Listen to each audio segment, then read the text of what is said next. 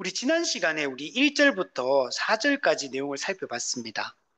이스라엘 백성들은 엘림을 떠나 신광야로 들어갔습니다. 이 신광야는 매우 건조하고 척박한 이런 땅입니다. 이 땅은 그러나 반드시 가나안을 향해 갈 때 반드시 통과해야 될 땅이에요. 그리고 이 땅으로 누가 인도하셨냐면 하나님이 직접 인도를 하셨습니다. 그리고 하나님은 이스라엘 백성들이 하나님의 율례를 준행하나 아니하나 이곳에서 시험하셨어요.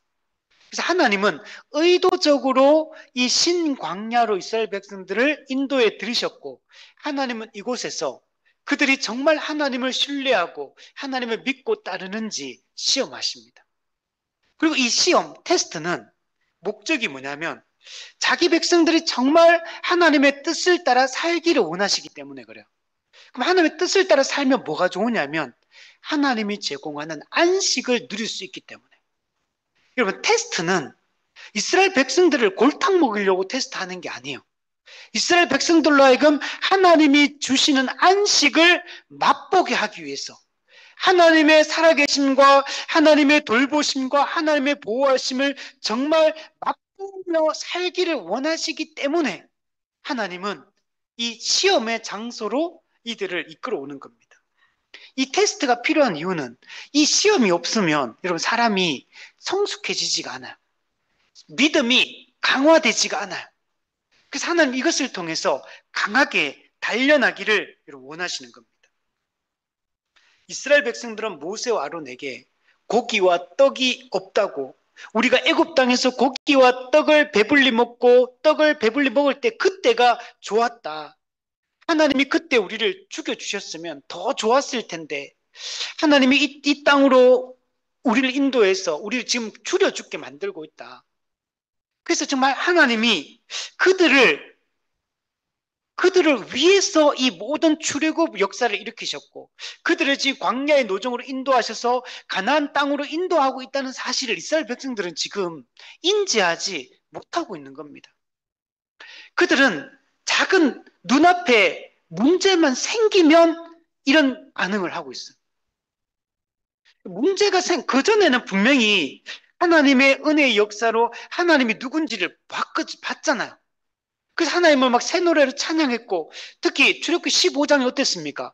홍해 도하 이후에 막 노래하고 막 모세와 이스라엘 백성들이 하나님을 찬송하면서 막 새 노래를 불렀잖아요. 근데 곧바로 어떤 문제가 발생하면 곧바로 원망하고 또 그 문제에 갇혀버리는 것을 볼 수 있습니다. 이게 이스라엘 백성들의 문제예요.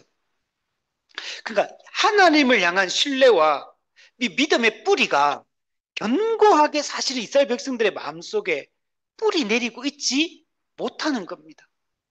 분명히 믿음이 없다고는 볼 수 없을 거예요. 그러나 문제가 생길 때마다 또다시 그거는 온데간데 없고 또 하나님께 원망하고 불평하고 있는, 믿음의 뿌리가 정말 있는 건지 없는 건지 이 불확실한 이런 모습을 보여주고 있다는 겁니다. 그리고 이것은 단순히 이 원망과 불평은 단순히 그냥 불만을 표시하는 정도의 문제가 아니에요. 우리가 불만을 표시할 수 있죠. 우리가 한 공동체로 살아갈 때, 우리가 어떤 이런 함께 이렇게 살아갈 때 어떤 서로가 서로에게 어떻게 불만이 없을 수 있겠어요? 그건 당연한 겁니다. 그걸 이상하게 생각할 필요 없어요. 서로가 잘 이해하지 못해서 그럴 수도 있고, 실제로 그게 실제 불만이 정당한 불만일 수도 있고, 오해한 것일 수도 있고, 그런 거 충분히 있을 수 있는 겁니다. 언제나 그걸 통해 우리는 다듬어지는 거죠. 그런데 지금 이거는 단순히 그런 차원의 문제가 아닙니다. 이거는 공개적이고 집단적인 이 반역입니다. 이거는 공적이고 법적인 반역입니다. 하나님이 세우신 이 지도자를 향한 이 원망, 이것은 곧 하나님을 향한 원망이고 하나님의 권위에 도전하는 것이라고 말했습니다. 그래서 우리 8절에 보면 너희의 원망은 우리를 향하여 함이 아니요 여호와를 향하여 함이로다. 그리고 오늘 본문에 보면 이 반복적으로 나타나는 표현이 있습니다. 아주 많이 반복이 돼요. 7절에 보면 여호와께서 너희가 자기를 향하여 원망함을 들으셨습니다. 8절에 보시면 여호와께서 자기를 향하여 너희가 원망하는 그 말을 들으셨습니다. 9절 여호와께서 너희의 원망함을 들으셨느니라. 12절 내가 이스라엘 자손의 원망함을 들었노라. 여러분, 하나님이 이스라엘 백성들은 분명히 모세와 아론을 향해 원망했거든요. 근데 하나님은 이스라엘 백성들이 자기를 향하여 원망하는 소리를 들었다. 이렇게 하나님이 말씀하는 거예요. 그러니까 모세를 향한 이 원망은 모세를 향한 원망이 아닌 거예요, 사실. 그는 곧 모세를 통해 자기를 이끌어내신 하나님을 향한 원망이고, 하나님은 자기를 향하여 원망하는 것으로 인식하고 있다는 것을 이런 볼 수가 있습니다.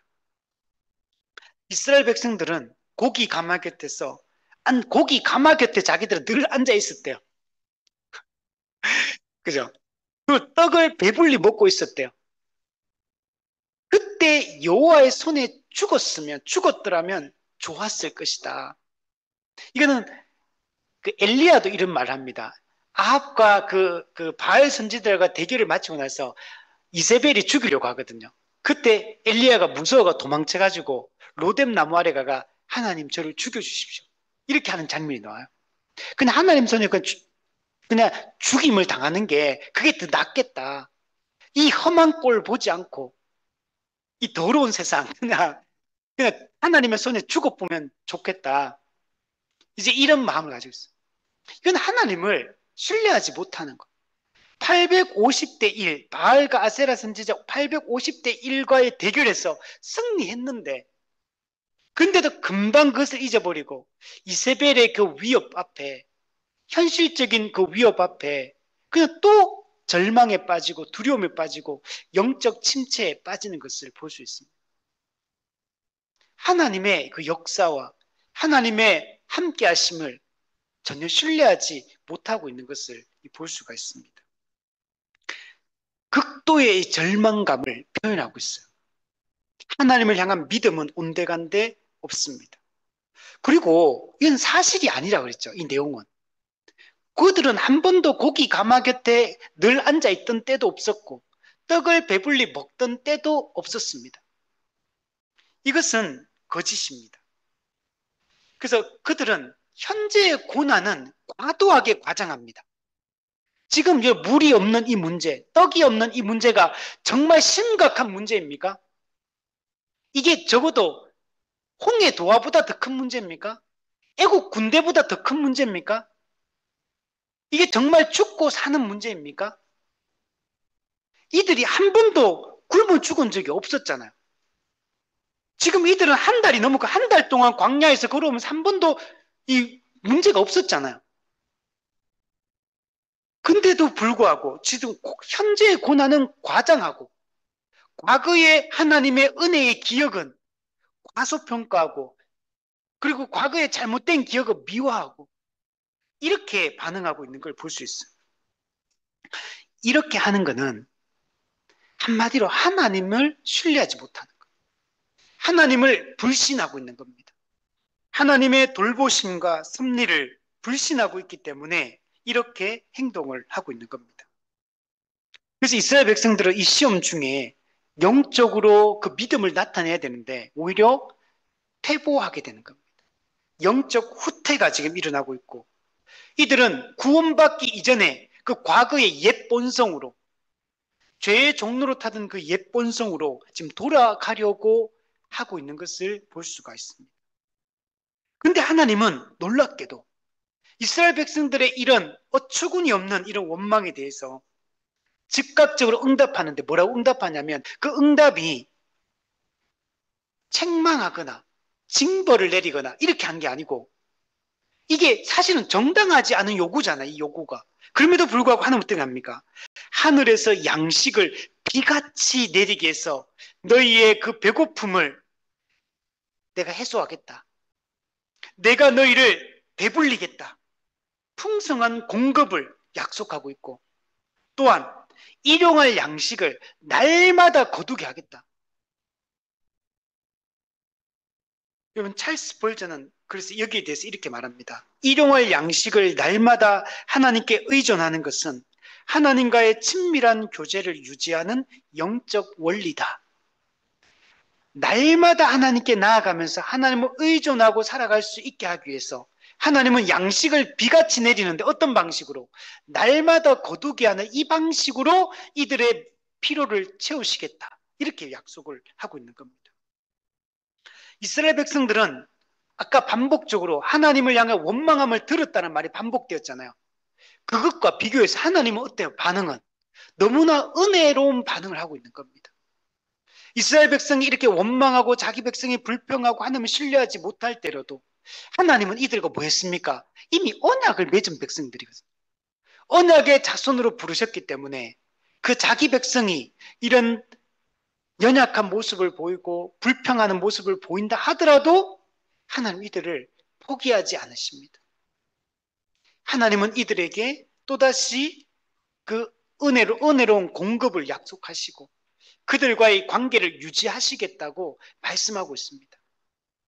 여러분, 이게 하나님이 언약의 하나님이라는 사실이 얼마나 놀라운 건지 몰라요. 우리가 하나님과 언약 관계 속에 있는 언약 자손이라는 사실이 얼마나 복된 것인지 우리가 잊지 말아야 됩니다. 하나님은 일용할 양식을 구함으로 우리가 날마다 하나님을 찾고 날마다 하나님께 의존하고 날마다 하나님과 친밀한 교제 가운데 살아가기를 원하십니다. 개혁 신학자 중에 이 게할드스 보스, 이 사람은 이 사람이 하나님 나라 신학 이런 것들도 많이 얘기하고 언약 사상에서 많이 얘기했던 분인데 이분이 이렇게 말해요. 날마다 일용할 양식을 구하는 것은 날마다 하나님께 대한 신뢰를 기르는 훈련이다 이렇게 말해요. 하나님을 신뢰하는 훈련을 시키고 있는 것이 일용할 양식을 구하는 것이다 라고 얘기를 하고 있습니다. 여러분, 하나님께서 우리를 먹이시고 입히시고 우리의 필요를 채우실 것을 여러분 신뢰했으면 좋겠습니다. 지난주에 지지난주에 저하고 월요일에 공부하는 그 친구가 이제 이런 일용할 양식 관련된 얘기가 공부하다가 나와가지고 하다가 그런 얘기를 했어요. 정말 하나님이 너의 필요를 정말 채울 것을 너는 정말 믿느냐? 그러니까 한참 생각하던 진짜 믿는다. 자기는 그렇게 이런 걸 경험해 본 적이 있느냐? 그러니까 경험해 본 적이 있다. 이렇게 얘기하더라고요. 그래서 언제 그런 걸 경험해 봤느냐? 이렇게 말하니까 이제 이 친구가 가정 형편이 그렇게 좋지 않았던 것 같아요. 그래서 가정이 조금 이게 재정적으로 어려움이 있었고, 이제 그래서 이제 늘 이게 어떻게 보면 어릴 때부터 좀 이렇게 부족한 상태에서 항상 이렇게 살아온 거. 지금 청년인데 이제 부족한 상태에서 계속 살아왔대요. 그런데 정말 하나님께서 시시때때로 이렇게 자기에게 채워주시는 것을 이 교회를 통해서 이런 것들을 경험했다. 이런 얘기를 하더라고요.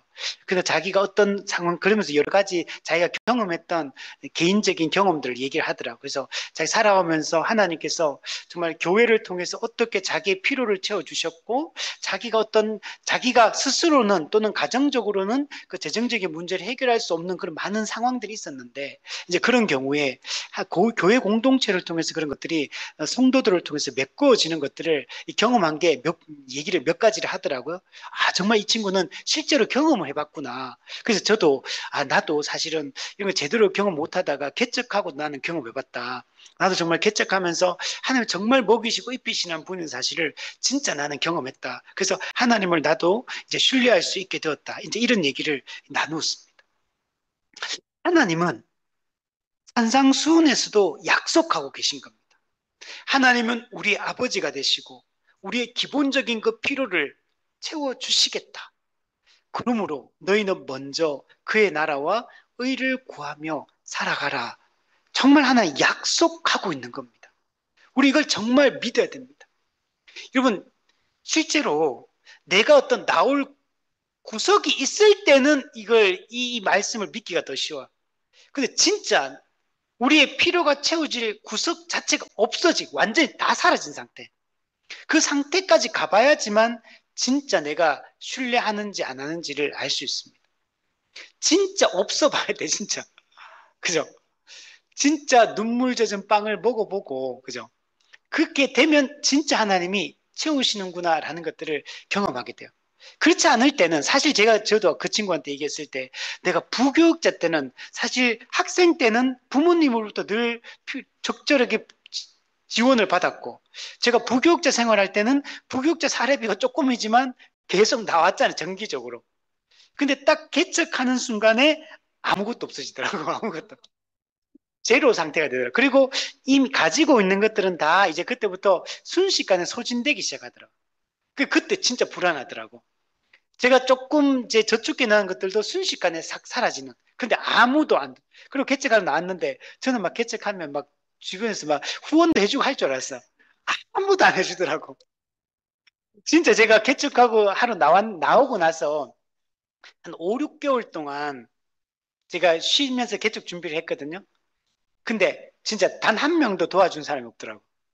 저는 그때 좀, 야, 나는 개척하면 다들 도와준다 하던데, 나 5, 6개월, 6개월 동안 아무도 안 도와주더라고.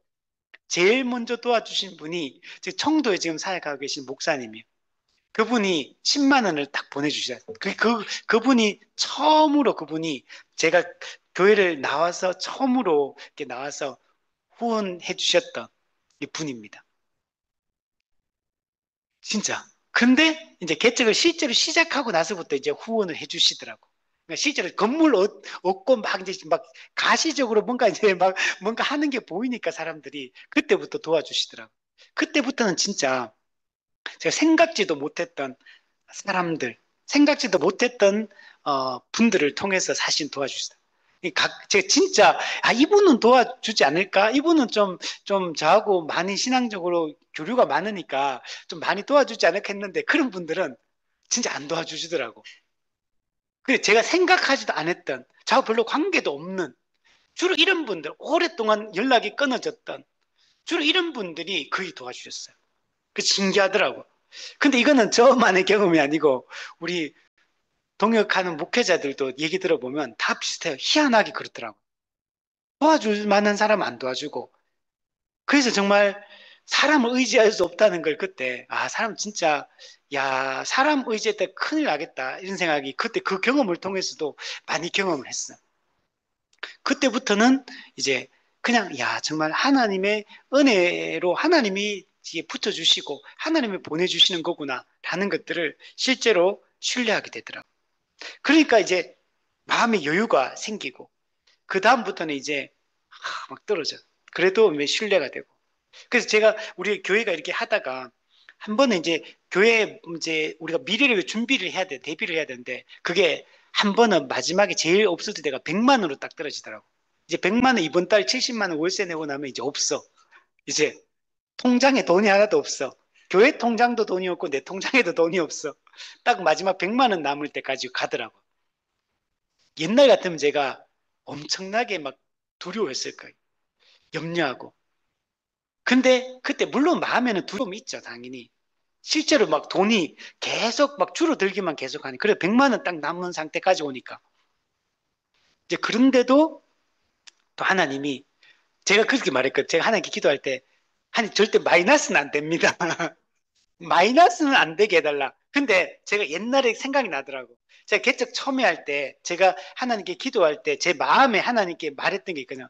하나님 통장에 100만 원 이하는 안 떨어지게 해주십시오. 그 실제로 제가 그 얘기 했었어요. 제 개척할 때. 근데 진짜 최대 100만 원까지 딱 떨어지더라고. 예, 그때 크게 했어야 되는데. 근데 진짜 제가 개척할 때 그랬거든요. 빚은 절대로 안 된다. 100만 원 이하 떨어지면 안 된다. 그럼 아예 못 사니까. 100만 원 이하로는 절대로 안 떨어지게 해달라고 제가 개척할 때 그때 제가 기도했던 제목이었는데 실제로 그 상황이 한 번 왔었어요. 그런데도 그렇게 막 염려되진 않더라고. 그리고 실제로 하나님이 그때 또 좀 정말 하나님이 놀라운 방법으로 회복해 주셨어요. 그래서 지금까지 이렇게 잘 오고 그분들의 도움이 없었으면 사실은 교회가 그때 조금 힘들어졌어요, 재정적으로. 근데 다시 회복되고 반전이 되면서 다시 어느 정도 교회가 어느 정도 여유를 찾을 수 있도록 하나님이 도와주셨습니다. 진짜 하나님은 우리의 필요를 채우시는 분임을 우리가 믿었으면 좋겠어. 그래서 정말 우리 그렇게 말하거든요. 진짜 낭떠러지까지 가봐야지만 하나님이 역사를 하시는 걸 경험할 수 있어요, 실제로. 내가 항상 내가 마련한 안전장치가 계속 이게 겹겹이 쌓여 있으면 하나님이 진짜 역사하는 걸 경험하기가 쉽지가 않아요. 그럴 일이 없죠. 왜냐? 나는 하나님을 의지하기보다는 내가 마련한 안전장치를 의지하고 있기 때문에 하나님이 역사하신 것을 경험할 수가 없게 되는 겁니다. 우리 오늘 5절에 보면 재밌는 내용이 나와요. 여섯째 날에도 평일처럼 만나를 거두되, 그러니까 평일처럼 만나를 거두었는데 그것을 대에 대어 보면 날마다 거두던 것에 갑절이 될 거라고 얘기해요. 재밌지 않습니까?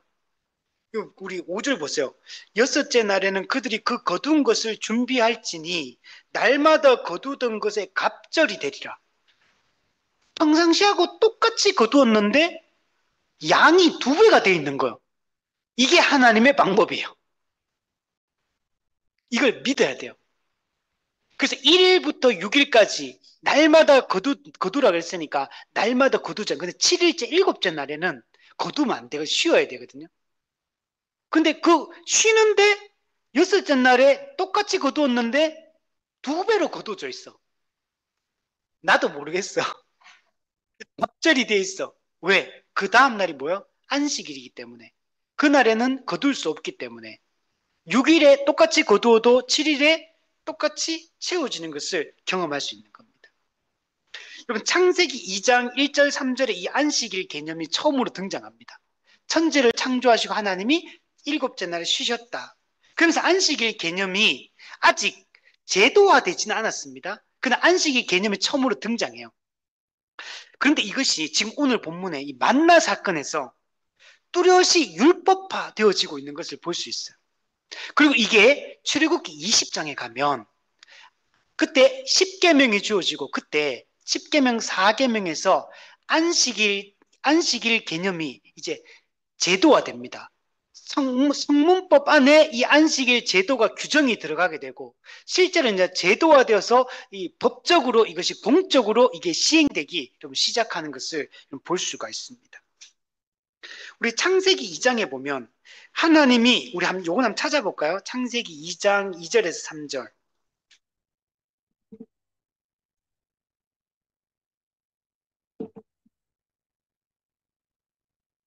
창세기 2장 2절 3절.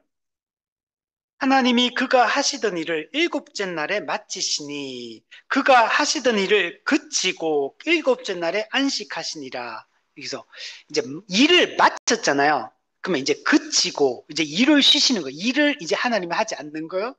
그리고 7째 날에 하나님이 안식하셨다. 그러면 안식하려면 기본적으로 뭐가 되냐면 그치고가 먼저 선행이 돼야 돼요. 그칠 때 참된 안식을 누리게 됩니다. 그리고 3절에 보면 하나님이 그 7째 날을 복되게 하사 거룩하게 하셨으니, 네. 다른 날과 7째 날은 7째 날만 특별히 복되게 하셨다. 그리고 거룩하게 하셨다. 이런 거룩, 카도시는 구별했다 이런 말이에요. 그러니까 7일 중에 하루를 7째 날을 구별하셨다. 이는 하나님이 그 창조하시며 만드시던 모든 일을 마치시고 그날에 안식하셨습니다. 자, 그래서 7째 날은 그치고 쉬는 것. 이게 기본 선행이 돼야 되고, 그래서 7째 날은 하나님이 제공해 주시는, 사람이 아무 일도 안 하는데 안식이 제공되어지는 것을 경험하고, 누구로부터? 하나님으로부터 주어지는 것을 경험하는 날이 되어야 돼요. 그래서 이게 이 창조 질서상 안식일 개념이 처음으로 등장을 하게 됩니다. 자, 그리고 오늘 본문으로 돌아와서 출애굽기 16장 25절에서 29절 한번 보세요. 우리 다음에 보게 되겠지만 25절에서 29절 보면 오늘은 여호와의 안식일인즉 오늘은 너희가 들에서 그것을 얻지 못하리라. 엿새 동안은 너희가 그것을 거두되 일을 해야 되죠. 근데 7째 날은 안식일인즉 그 날에는 없으리라. 그러니까 7째 날에 거두러 나가는 사람도 있었어. 근데 나가서 거두었는데 다 없어져 버려요.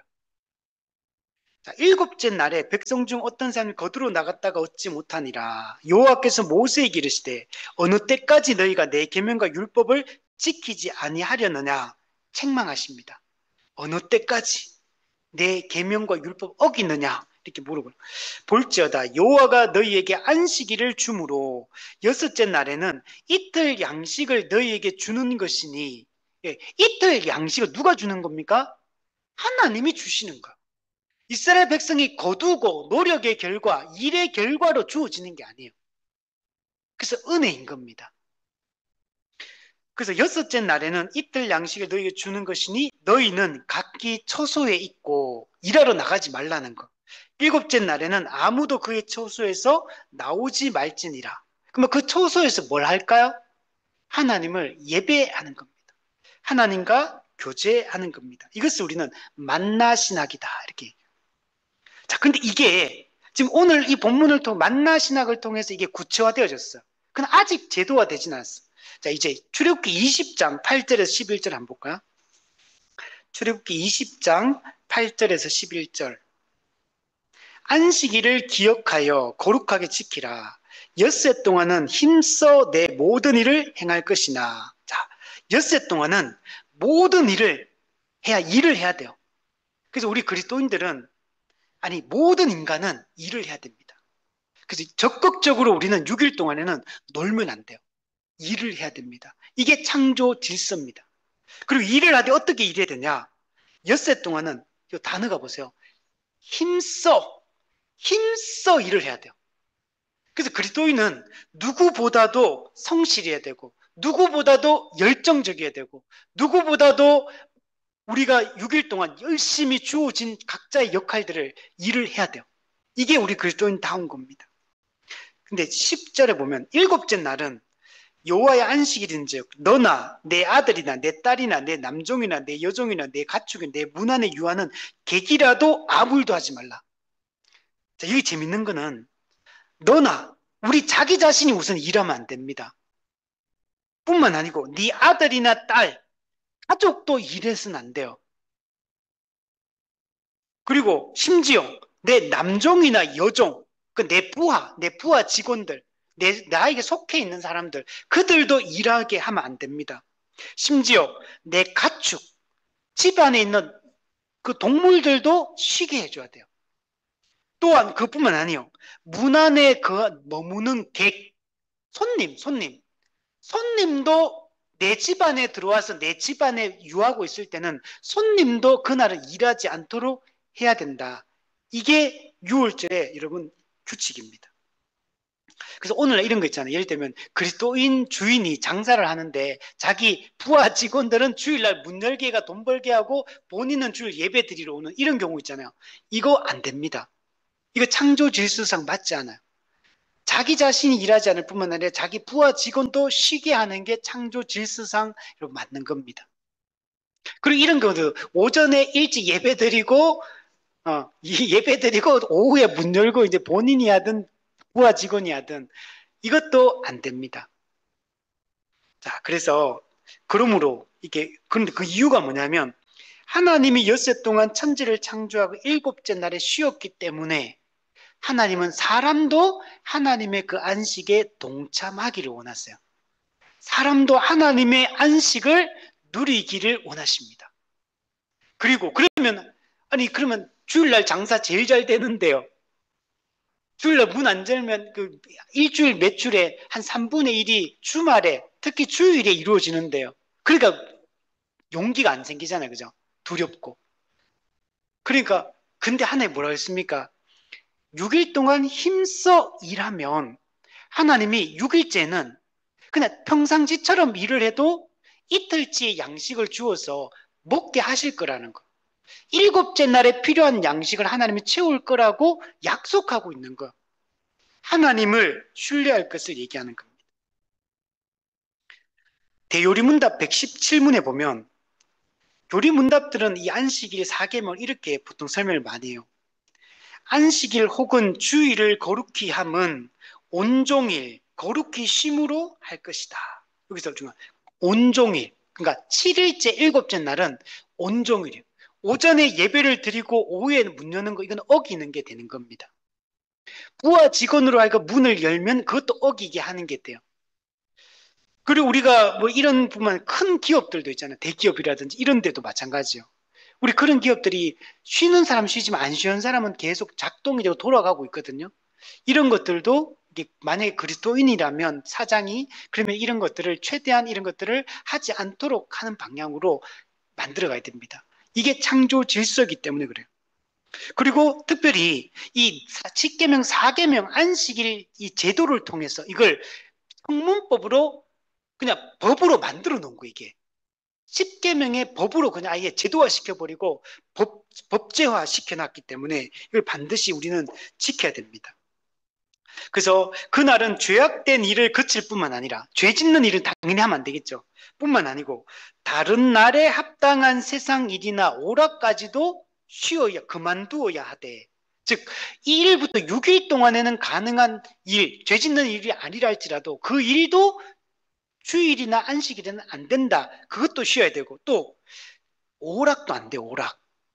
그러니까 1일부터 6일까지 우리가 즐기는 오락, 우리가 오락이라는 게 게임만 말하는 게 아니고 우리가 누리는 거 있잖아요. 좋아하는 일들, 취미생활, 뭐 스포츠라든지 또는 어떤 뭐 자기 좋아하는 거 있잖아요. 이런 거. 이런 걸 최대한 하지 말라고 하는 게 성경의 가르침입니다.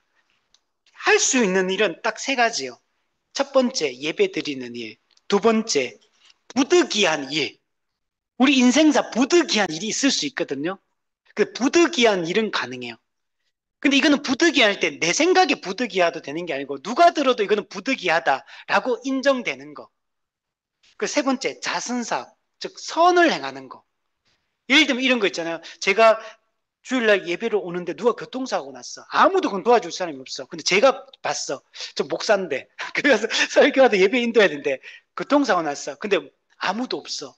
그럼 어떻게 됩니까? 저는 빨리 예배 드리러 와야 됩니까? 예배 시간이 벌써 다 돼가는데 도와줘야 되죠. 그러면 교회에 연락을 하겠죠. 제가 연락해서 지금 어쩔 수 없다. 아무도 도울 사람이 없다. 그럼 제가 거기 도와야죠. 예배 빠지잖아 그러면. 어쩔 수 없지 그거는. 그건 선을 행하는 거는 부득이한 일에 해당하는 거죠. 근데 그런 경우는 당연히 해야 되겠죠. 또 이런 것도 있어요. 회사에서 진짜 어쩔 수 없는 일들이 있잖아요. 그러니까 현대는 이게 분업화되어 있는 이 시대고 또 이렇게 되어 있기 때문에 이걸 완전히 무시할 수 없어요. 그래서 무조건 뭐 회사가 업무가 그럴 수밖에 없는 업무가 있는 경우들이 있죠. 그거는 이것도 부득이한 일에 해당할 수 있습니다. 근데 그게 항상 그러면 부득이하지 않겠죠. 그리고 뒤에 보면 시간을 전적으로 공사간, 즉 공적으로나 사적으로나 예배하는 일에 드리는 것을 기쁨으로 삼을 것이니 여기 중요한 거는 막 이거 물리적으로 이렇게 했냐 안 했냐 이런 거 막 따지기보다 사실 예배 드리는 게 나에게 기쁨이냐 이게 중요해요. 예배 드리는 걸 기뻐하는 나는 정말 사람이냐. 그래서 공적으로나 사적으로나 주일에는 안식일에는 예배하는 일에 온전히 집중하는 거. 이게 이제 성경이 가르치는 바.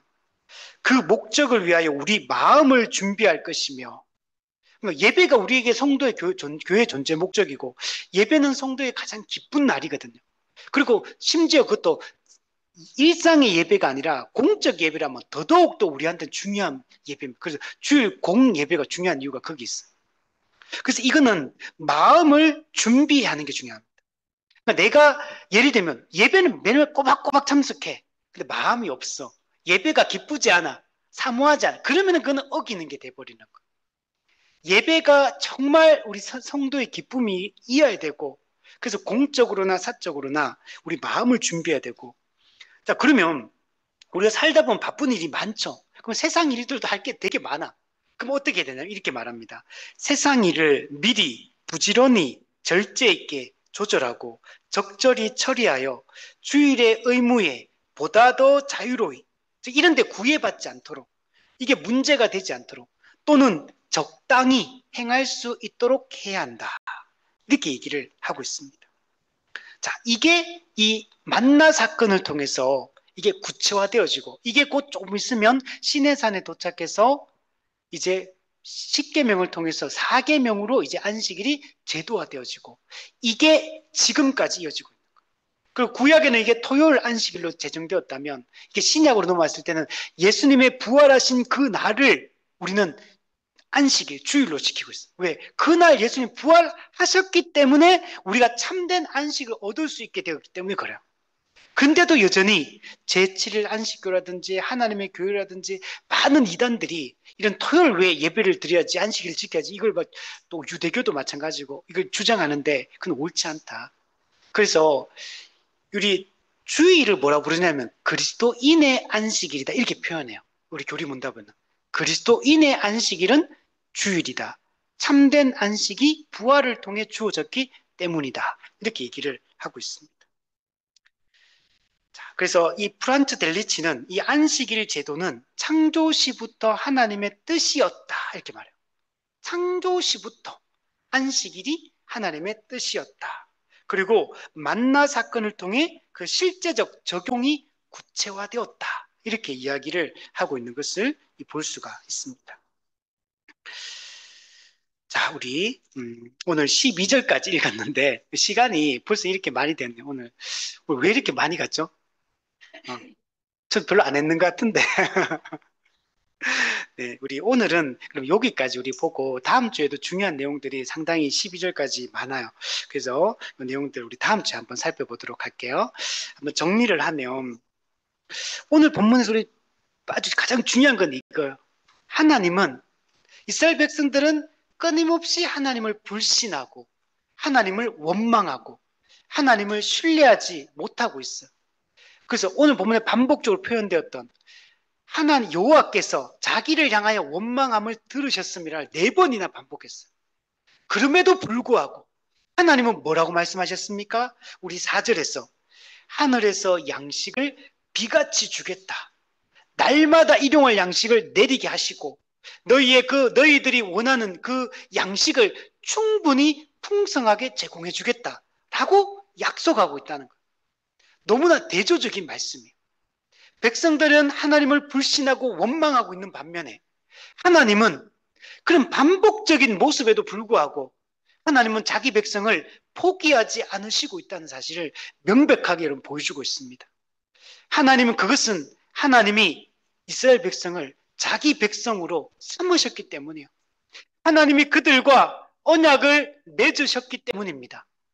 하나님은 그 언약 관계를 포기하지 않으시고 그 언약 관계를 자기의 열심으로 하나님의 은혜로 신실하게 이걸 지켜나가고 있는 것을 볼 수가 있습니다. 실제로 그게 있었기 때문에 이들은 출애굽할 수 있었고 홍해를 도하해서 가나안을 향해 지금 나아갈 수, 영원한 천국을 향해 나아갈 수 있게 된 것입니다. 오늘 우리도 마찬가지입니다. 오늘 우리는 이스라엘 백성과 같은 자입니다. 우리는 우리 스스로의 힘으로 하나님께 돌이킨 것도 아니고 하나님을 신뢰하고 하나님을 찾던 자도 아니에요. 하나님을 찾던 자가 아무도 없다고 로마서 3장에는 말씀하고 있어요. 우리는 아무도 하나님을 사랑하는 자가 아니었어요. 근데 하나님이 먼저 찾아오신 것입니다. 하나님이 예수 그리스도를 창세전에 삼위 하나님이 우리에게 보내주시기로 구속 협의를 하셨습니다. 그리고 때가 참에 하나님을 예수 그리스도를 여자의 후손을 통해 우리에게 보내주셨고 우리에게 손을 내밀어 주신 겁니다. 우리를 하나님은 죄의 구렁텅이에 살고 있는 우리를 건져 주신 겁니다. 우리는 이 은혜로 지금 여기까지 서 있는 거예요. 그리고 예수 믿고 난 이후에는 또 우리가 어떻습니까? 지금 우리는 충분히 하나님께 정말 하나님께 영광을 돌리고 하나님의 명예를 나타내고 하나님의 그 존재됨에 합당한 그 찬양과 그 경배를 우리 올려드리고 있습니까? 우리 사실 또 그렇지도 못해요. 우리가 이런 은혜를 받았음에도 불구하고 끊임없이 또 우리는 하나님 앞에 불충스러운 모습을 보이고 있고 신실하지 못할 때도 많고 하나님을 신뢰하지 못해서 혼자 막 두려워하고 염려하고 근심 걱정하며 꼭 하나님이 없는 것처럼 하나님이 존재하지 않는 것처럼 우리의 실천적으로는 하나님 우리를 돕지 않으시는 분처럼 하나님 우리를 보호해주지 않는 분처럼 우리에게 필요를 공급해주지 않는 것처럼 염려하고 두려워하고 그래서 내 힘으로 뭔가를 이뤄내려고 내 힘으로 안전장치를 마련하려고 끊임없이 노력하고 있는 이런 존재임에도 불구하고 우리가 하나님 지금 또다시 우리 어떻게 합니까? 우리에게 찾아오시고 내가 너를 사랑한다고 말씀하시고 내가 너를 정말 기다리고 있다고 말씀하시고 내가 너와 교제하기를 원하신다고 말씀하고 있는 것입니다. 하나님은 우리의 상태와 우리의 모습을 보고 반응하시는 분이 아니라 하나님 그분의 신실하심과 그분이 일방적으로 맺으신 그 은혜 언약, 그 새 언약의 근거에서 우리를 지금 대하고 계시는 겁니다. 그래서 우리가 이 은혜를 늘 깊이 묵상하면서 이 은혜에 감격해서 우리가 살아갈 수 있으면 좋겠고